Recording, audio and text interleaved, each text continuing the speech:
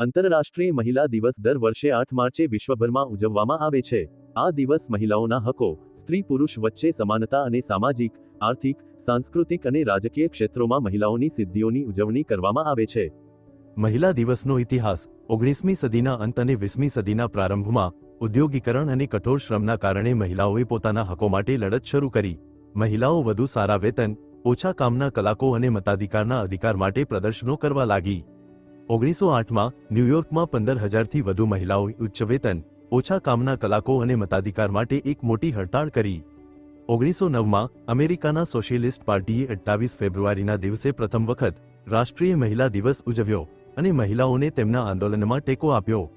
1910માં Clara જેટકિન નામની German મહિલાએ મહિલાઓના હક્કો માટે કોપેનહેગન, ડેનમાર્કમાં એક આંતરરાષ્ટ્રીય કોન્ફરન્સ દરમિયાન આંતરરાષ્ટ્રીય મહિલા દિવસ ઉજવવાનો પ્રસ્તાવ મૂક્યો। 1911માં ઓસ્ટ્રિયા, ડેનમાર્ક, જર્મની અને સ્વિટ્ઝરલેન્ડમાં 19 માર્ચે પ્રથમ વખત આંતરરાષ્ટ્રીય મહિલા દિવસ ઉજવવામાં આવ્યો।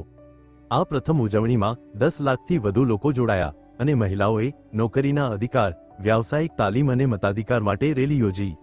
મહિલા દિવસ 8 માર્ચે ઉજવવાનો નિર્ણય શા માટે કરાયો તેની વાત કરીએ તો 1913માં રશિયાની મહિલાઓએ પ્રથમ વખત 8 માર્ચના દિવસે મહિલા દિવસ ઉજવ્યો હતો। 1917માં રશિયામાં મહિલાઓએ ભોજન અને શાંતિ માટે હડતાળ કરી। તેના 4 દિવસ પછી ઝારની સત્તાનો અંત આવ્યો અને મહિલાઓને મતાધિકાર મળ્યો।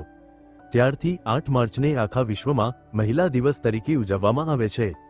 1975માં યુએનએ 8 માર્ચને સત્તાવાર આંતરરાષ્ટ્રીય મહિલા દિવસ તરીકે જાહેર કર્યો। 8 માર્ચના રોજ વિશ્વભરમાં આ દિવસ અલગ અલગ રીતે ઉજવાય છે। યુએસએમાં મહિલા ઇતિહાસનો મહિનો મનાવી ઉજવણી કરવામાં આવે છે। યુરોપમાં રેલી, ડિબેટ અને મહિલા ઉદ્યોગોને પ્રોત્સાહન આપવામાં આવે છે।